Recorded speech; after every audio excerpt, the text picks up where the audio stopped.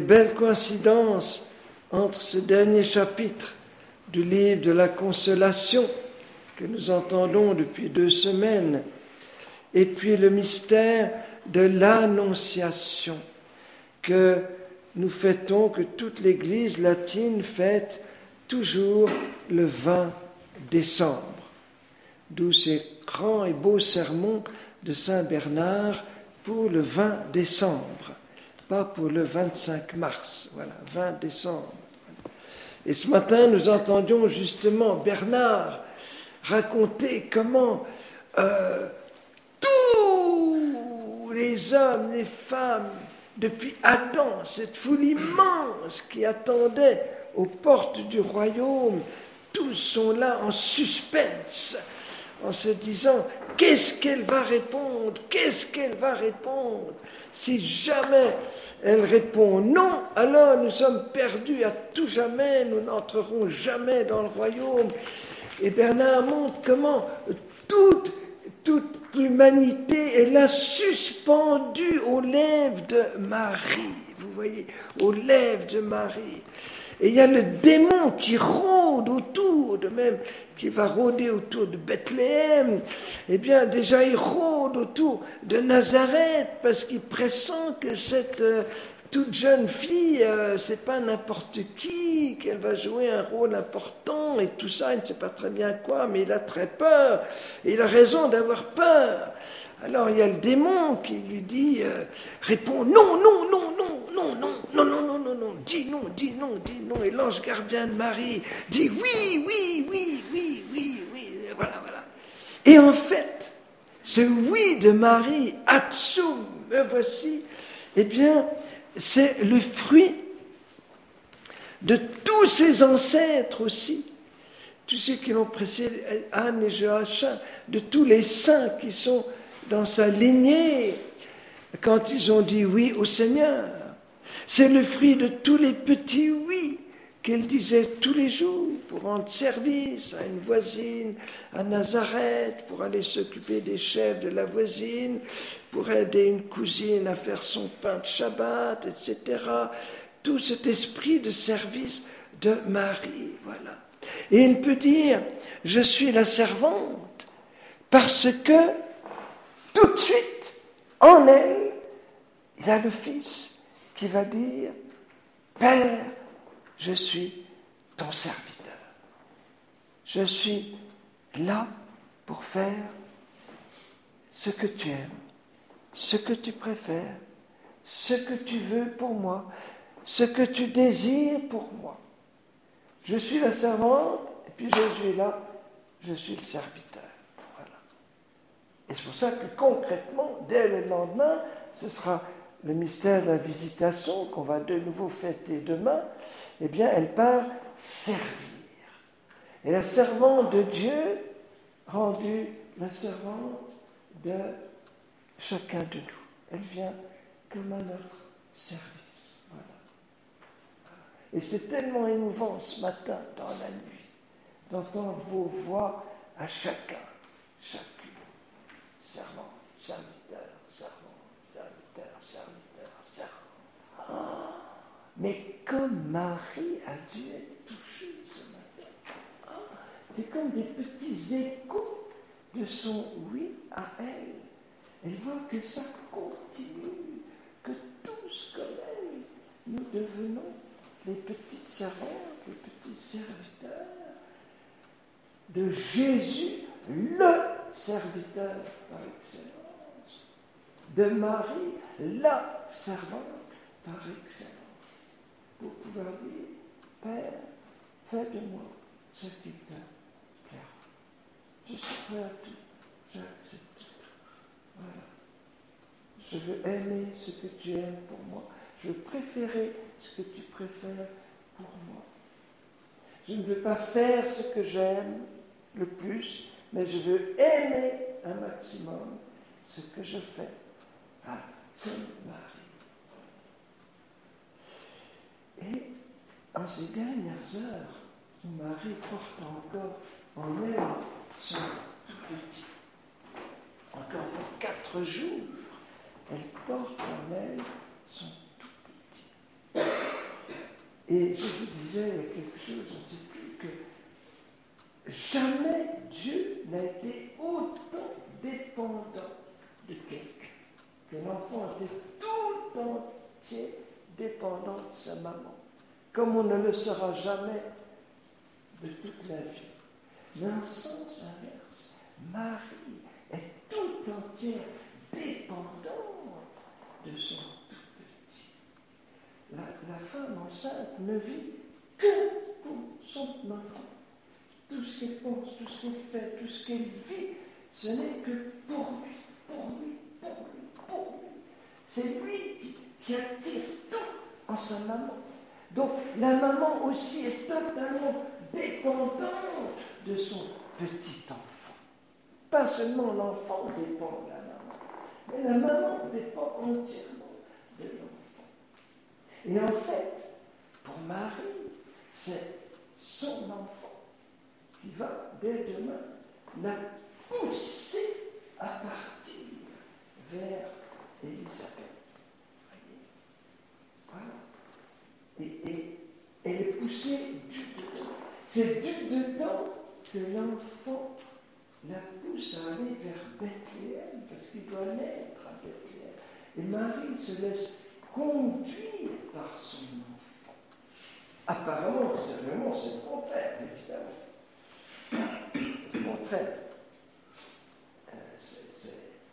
C'est Jésus qui est obligé de faire tout ce que fait sa maman. Mais en fait, c'est l'enfant qui l'a conduit. Et dans tout ce voyage tellement pénible, terrible pour aller à Bethléem, c'est son enfant qui l'apaise intérieurement, qui la garde toute confiante et tout calme. Et je pense pour nous aussi, depuis notre baptême, nous sommes enceints de Dieu, nous portons Dieu toute notre vie. Et à chaque communion, cette présence en moi de Jésus s'intensifie, devient plus forte, plus profonde encore. Et quand presque chaque matin nous disons Marie, on s'adresse à Marie, enfant en moi. Et c'est un enfantement qui dure toute la vie. Ce n'est pas juste le jour de mon baptême. C'est toute la vie où Marie est la maman de Jésus au-dedans. Elle est l'enfant. Et on lui dit, enfant de Jésus en moi, et protège-le en moi. Protège-le, voilà. Protège-le. Et à Bethléem, Marie va voir pour la première fois à la naissance le visage de son petit enfant. Comme les mamans avant que l'échographie existe. Et quand nous arrivons au ciel, nous allons voir face à face, c'était la dernière phrase, la contemplons cela, face à face, celui que nous aurons porté toute notre vie. Et en attendant, pendant toute notre vie, c'est Jésus en moi, tout le temps enfanté par Marie, qui me guide, qui me conduit, qui me rassure, qui conduit ma vie, mais de l'intérieur de moi, pas de l'extérieur, comme les marionnettes avec des ficelles, voilà. Mais de l'intérieur, en respectant toute ma liberté. C'est extraordinaire, voilà.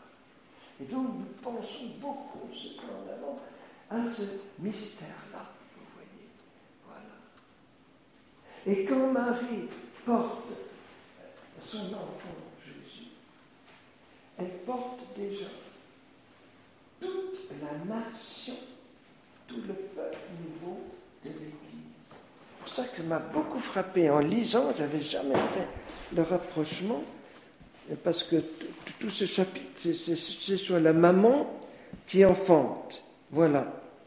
Et donc, avant d'être en travail, donc avant de souffrir elle a enfanté, parce que Marie n'a pas enfanté son enfant dans la douleur, parce que c'est au pied de la croix qu'elle va enfanter nous tous dans la douleur, mais pas à Bethléem.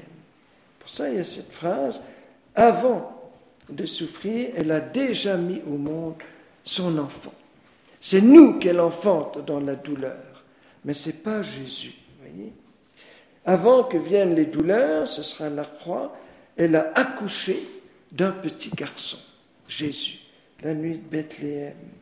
Qui a jamais entendu rien de tel? Effectivement, ça ne s'est jamais passé. C'est unique. Qui a jamais vu chose pareille? Jamais, personne. Sauf la nuit de Noël à Bethléem. Et ensuite, peut-on mettre au monde tout un pays? Tout à coup, la femme qui enfante un petit garçon, on dit, elle enfante un pays, une nation. Et c'est tout le peuple nouveau, c'est toute l'Église.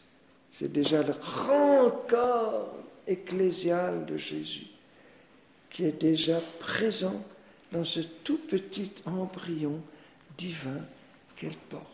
Elle devient mère de l'Église à ce moment-là. Vous voyez? Voilà.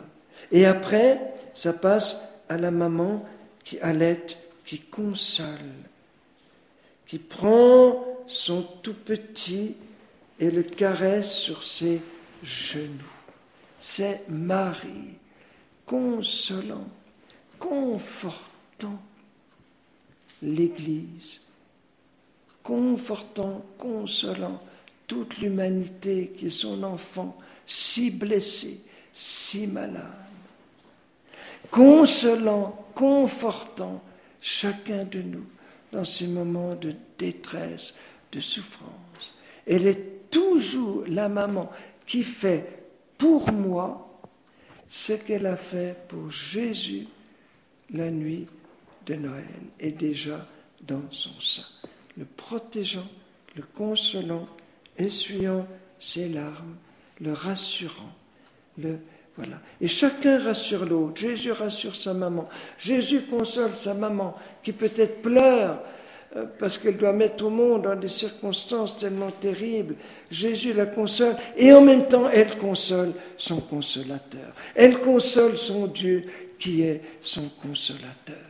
C'est tellement beau d'appliquer à Marie ces textes que je viens de lire, du dernier chapitre, la consolation. Voilà.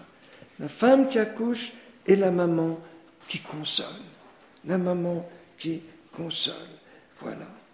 Et comment ne pas penser en ces derniers jours aussi à toutes ces nouvelles choses tellement douloureuses où le sein maternel, ce qu'il y a de plus sacré au monde, est tellement en ce moment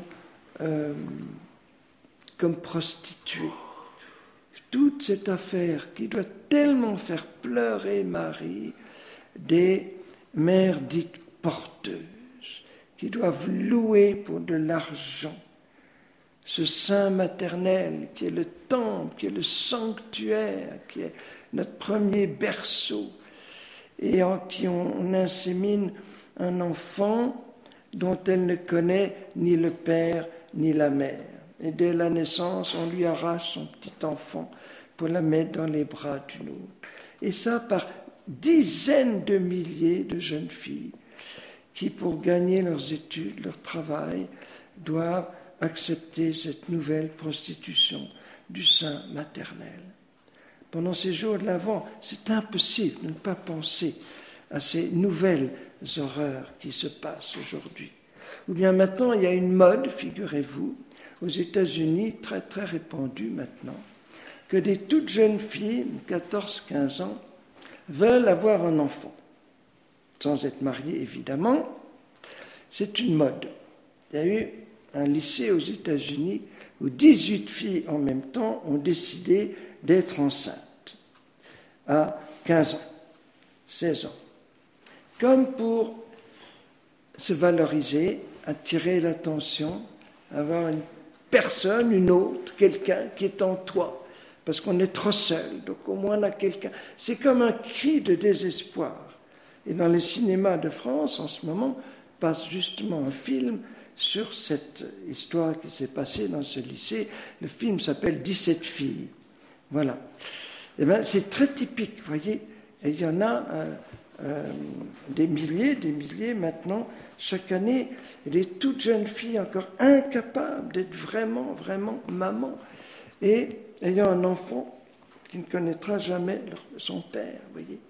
Comme Marie doit pleurer des larmes de sang devant toutes ces prostitutions de ce qu'il y a de plus sacré dans le monde entier. Vous voyez. Alors en France, il y a aussi ce phénomène, mais 10 fois moins qu'aux États-Unis et 4 fois moins qu'en Angleterre, où ça se répand beaucoup dans les pays anglo-saxons. Vous voyez, ce n'est pas des jeunes filles qui se retrouvent enceintes et puis elles doivent refuser la vie de leur enfant, mais elles le gardent, ce qui est très très bien, ce qui est magnifique, mais beaucoup trop tôt, évidemment, sans avoir toute la maturité. Vous voyez. Et terminons par une chose très belle que j'ai découvert récemment, et je termine avec ça, c'est que je vous ai dit que Jésus gardait éternellement dans son corps glorifié la marque de son passage par le sein de Marie. Mais en sens inverse, des chirurgiens, des médecins italiens ont découvert que dans tout sein maternel, il y a une marque physiologique qui demeure toute la vie quand la femme a été enceinte. Même si elle aurait avorté après quelques jours, quelques semaines, la marque demeure. Alors je me dis, au ciel, dans son corps glorifié, Marie aussi porte physiquement la trace physiologique du passage en elle de Jésus. Pas seulement Jésus qui garde son nombril, mais Marie qui garde dans son corps glorifié la trace de ces 9 mois avec Jésus. Je trouve ça extraordinaire. Je ne sais pas si c'est très théologique, mais c'est très médical en tout cas. Voilà. Amen. Amen.